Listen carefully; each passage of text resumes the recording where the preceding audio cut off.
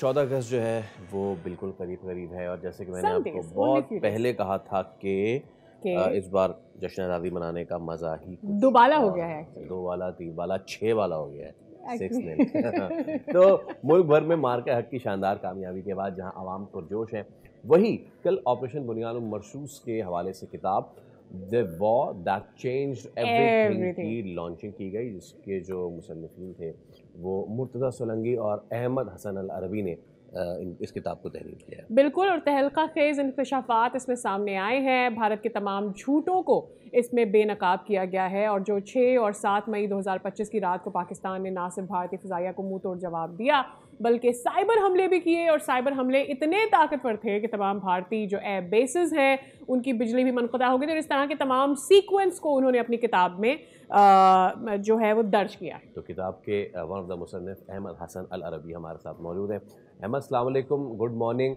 और हमारी तरफ से सबसे पहले तो किताब की लॉन्चिंग पे मुबारकबाद कबूल कीजिए, आपको बहुत बहुत मुबारक हो and thank you for actually documenting it. Yes, क्योंकि हमारे पास से इस तरह की चीज़ें आप पीछे चले जाएं 48, 65, 71 हम अपनी चीज़ें डॉक्यूमेंट शायद नहीं इतने अच्छे से करते थे, जितना अच्छा नैरेटिव वो पड़ोस बनाता था, but now people like you are making this narrative. So please talk us through the book.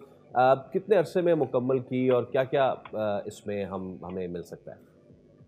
जी, बहुत शुक्रिया आपका।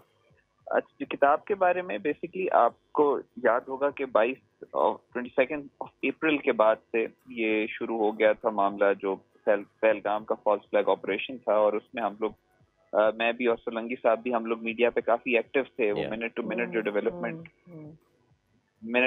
डेवलपमेंट हो रही। जी, आप सुन सकते हैं मुझे? जी, please go on, we are listening to you.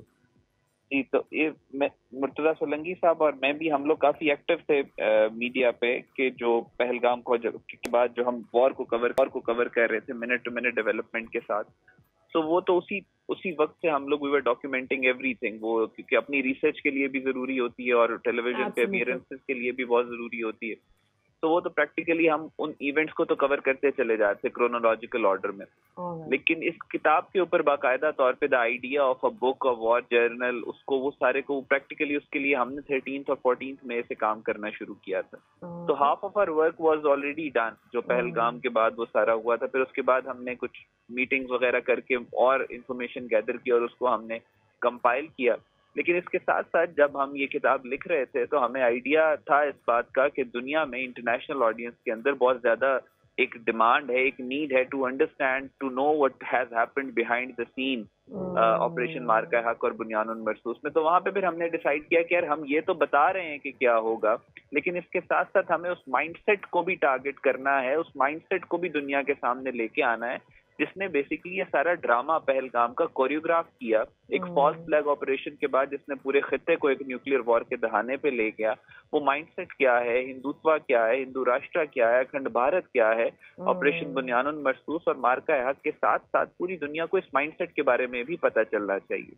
तो फिर इसके ऊपर इस वजह से हमारा थोड़ा सा डिले हुआ। इसमें हमने इन सारे चैप्टर्स को ऐड किया, इनके हिस्टोरिकल फॉल्स फ्लैग ऑपरेशन को ऐड किया, ताकि एक कॉम्प्रिहेंसिव डॉक्यूमेंट बन सके और इसको इस तरीके से बनाया जाए कि आने वाले दौर में दुनिया में जितनी भी जंगें होंगी या होनी है, तो वहां पे लोगों को, कौमों को पता हो कि अगर आपने कोई सबूत देना है जंग के अंदर अपनी विक्ट्री का, तो वो किस तरीके से देना है। सब्सक्राइब करें और बेल दबाएं ताकि कोई खबर रह न जाए।